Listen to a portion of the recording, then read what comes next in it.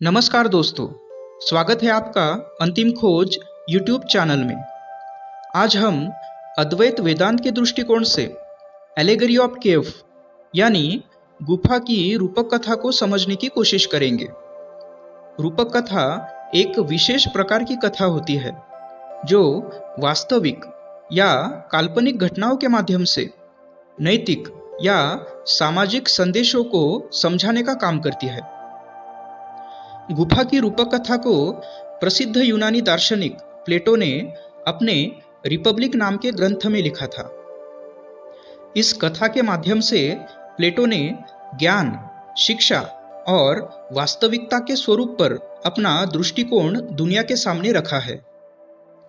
यह कथा प्लेटो के गुरु सॉक्रेटिस और प्लेटो के छोटे भाई ग्लॉकॉन के बीच हुई बातचीत के रूप में लिखी गई है। सॉक्रेटिस ग्लॉकॉन से कहते हैं कि वह एक अंधेरी गुफा की कल्पना करे जिसमें कुछ बंदी बचपन से कैद है। उन बंदियों को गुफा की एक दीवार से बेड़ियों से इस तरह से बांध के रखा है कि वे केवल अपने आगे की दीवार को ही देख सकते हैं, पीछे नहीं देख सकते। उनके पीछे बहुत बड़ी आग जल रही है जिसके आगे कुछ लोग अपने सिरों पर अलग अलग आकृतियों वाली वस्तुएं लेकर चलते हैं। बंदी उनके आगे की दीवार पर इन वस्तुओं की परछाइयां देखते हैं और उसके अलावा जीवन भर कुछ नहीं देखते। ये परछाइयां ही उन्हें असली वस्तुएं लगती है। गुफा में लोगों के चलने से गूंजती हुई आवाज उन्हें इन परछाइयों की ध्वनियां लगती है।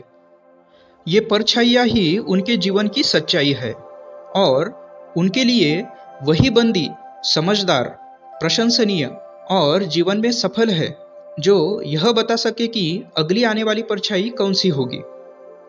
अब सॉक्रेटिस ग्लॉकॉन से कहते हैं कि कल्पना करो कि एक बंदी की बेड़िया खोलकर उसे असली वस्तुएं दिखाई जाती है। वह मुक्त व्यक्ति उन वस्तुओं को पहचान नहीं पाएगा और अभी भी यही मानेगा कि परछाइयां ही वास्तविकता है और इन वस्तुओं से अधिक असली है।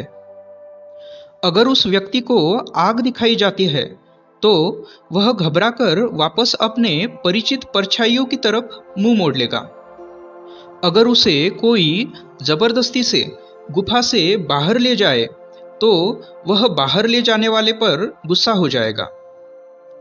गुफा से बाहर जाने के बाद सूरज के प्रकाश में जब वह पशु पक्षी, पेड़ पौधे, नदी, पहाड़ आदि को देखेगा तो चकित हो जाएगा और शुरू में इसे अपना दृष्टिभ्रम ही मानेगा। लेकिन धीरे धीरे जब वो अलग अलग पेड़ पौधों को छुएगा, अलग अलग पशु पक्षियों की आवाज़ें सुनेगा, नदियों में उतरेगा और पहाड़ों पर चढ़ेगा, तब उसे ये चीज़ें असली लगने लगेगी।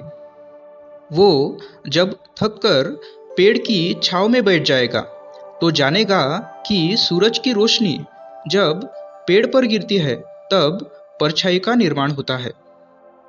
वो धीरे धीरे समझने लगेगा कि वह और उसके साथी हमेशा से परछाइयां ही देखते आए हैं। वे उन परछाइयों को ही सच मानते आए हैं जो रोशनी द्वारा वास्तव की चीजों से पड़ती है। ये जानने के बाद जब वह अपने पुराने घर और उस समाज में बुद्धिमानी और सफलता की परिभाषा के बारे में सोचेगा तो खुद को सुखी और उनकी स्थिति को दयनीय पाएगा और उस समाज द्वारा परछाइयों की भविष्यवाणी करने के लिए दिए जाने वाले इनामों, आदर और प्रशंसा को वह बेकार समझेगा।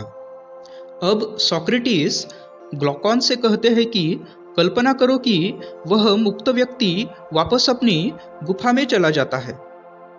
उसे अब गुफा के अंधेरे की आदत ना होने की वजह से ठीक से परछाइयां नहीं दिखाई देगी और बेचैनी महसूस होने लगेगी। उसकी ये हालत देखकर वो समाज उसे तुच्छ समझने लगेगा। गुफा में कैद बंदी आपस में बातें करने लगेंगे कि देखो, ये गुफा के बाहर गया और अपनी दृष्टि गवा के लौटा, इसलिए गुफा के बाहर जाने की कोशिश करना भी व्यर्थ है। मुक्त व्यक्ति अगर उन्हें गुफा के बाहर की असली दुनिया के बारे में बताएगा तो वे उसे मूर्ख समझेंगे और उस पर हंसेंगे। वे उसके द्वारा बताई हुई उस हर बात से डरेंगे जिसे वे पहले से नहीं जानते। कोई भी बंदी उसके साथ गुफा के बाहर जाने के लिए राजी नहीं होगा। और अगर मुक्त व्यक्ति बंदियों को गुफा के बाहर ले जाने के लिए जबरदस्ती उनकी बेड़ियां खोलने की कोशिश करेगा तो सब बंदी मिलकर उसे मार डालेंगे। इस रूपक कथा के माध्यम से प्लेटो ये बताना चाहते हैं कि ज्ञान की वर्तमान से अधिक ऊंची श्रेणी पर पहुंचने वाला व्यक्ति अक्सर घबरा जाता है। वह नए ज्ञान को पहचान नहीं पाता और उस स्तर तक पहुंचना उसके लिए एक कठिन अनुभव होता है। अब हम अद्वैत वेदांत के परिप्रेक्ष्य में इस रूपक कथा को समझने की कोशिश करेंगे। अद्वैत वेदांत की दृष्टि से इस कथा में दीवार पर पड़ने वाली परछाइयाँ हमारे इंद्रियों द्वारा अनुभव किए जाने वाले भौतिक जगत, जो कि एक भ्रम है, उसका प्रतीक है। गुफा में जलने वाली आग इस जगत रूपी भ्रम का स्रोत यानी माया का प्रतीक है। परछाइयों की भविष्यवाणी करने का काम हमारे द्वारा इस जगत में भौतिक संपत्ति और लोक सम्मान प्राप्त करने के लिए की जाने वाली मेहनत का प्रतीक है। परछाइयों की भविष्यवाणी करने के लिए मिलने वाले इनाम और आदर हमारे द्वारा इस जगत में की जाने वाली मेहनत के फलस्वरूप मिलने वाली भौतिक संपत्ति और लोक सम्मान का प्रतीक है। गुफा से बाहर निकलने वाला व्यक्ति उस साधक का प्रतीक है जो अपने वास्तविक स्वरूप को जानना चाहता है। गुफा को छोड़कर सत्य की खोज करने का सफर आत्म साक्षात्कार की प्रक्रिया का प्रतीक है। और गुफा के बाहर की असली दुनिया को जानना द्वैत और भ्रम के परे स्थित अपने वास्तविक स्वरूप यानी ब्रह्म स्वरूप को जानने का प्रतीक है। गुफा में वापस आने वाला मुक्त व्यक्ति जिस प्रकार गुफा के बंदियों द्वारा किए जाने वाले संदेह, विरोध और उपहास का सामना करता है, उसी प्रकार आत्मज्ञानी व्यक्ति भी भौतिकवादी समाज के अविश्वास, विरोध और हंसी का पात्र बनता है। इस प्रकार प्लेटो की गुफा की रूपक कथा और अद्वैत वेदांत के बीच कई समानताएं हैं। दोनों में अज्ञान से ज्ञान की तरफ, भ्रम से सच की तरफ की जाने वाली यात्रा की बात की गई है।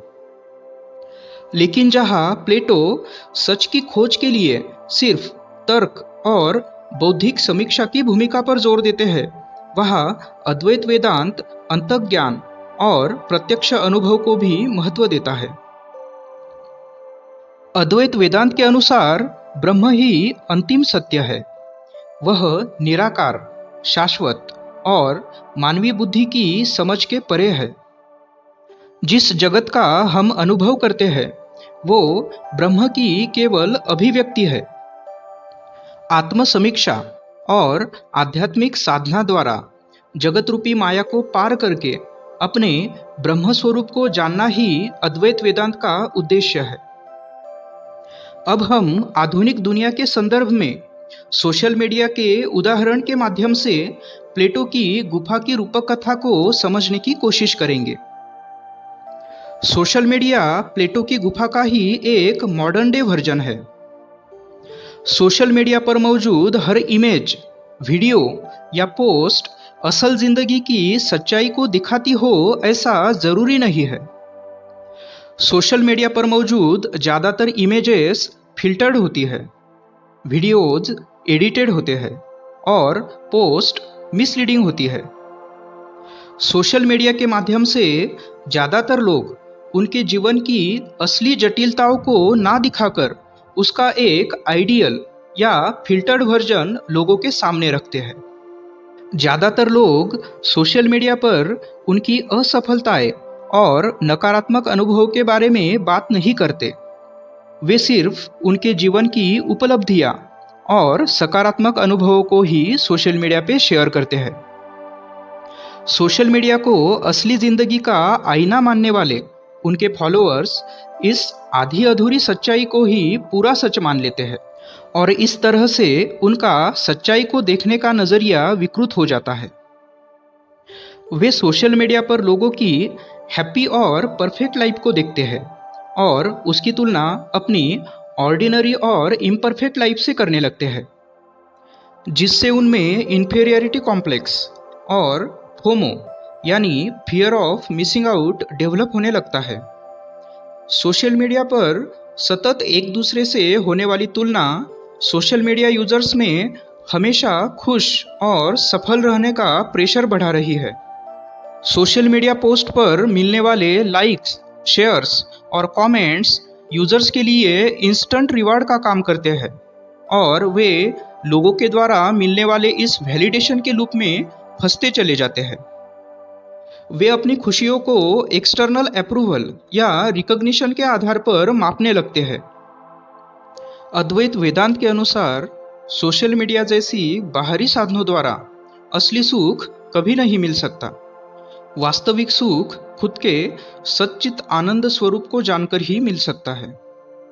इसलिए सोशल मीडिया का संतुलित और सकारात्मक उपयोग करके उसकी डिजिटल स्पेस तक सीमित काल्पनिक दुनिया से बाहर आने की आवश्यकता है।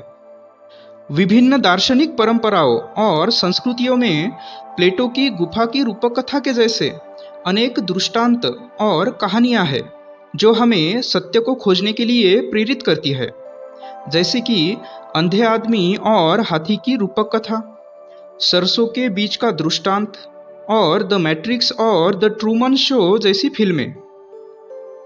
सांस्कृतिक और ऐतिहासिक भिन्नताओं के बावजूद जो बात दुनिया की सभी सभ्यताओं में एक जैसी है वो है परम सत्य को पाने की प्यास। इस वीडियो में इतना ही। मिलते हैं अगले वीडियो में। धन्यवाद।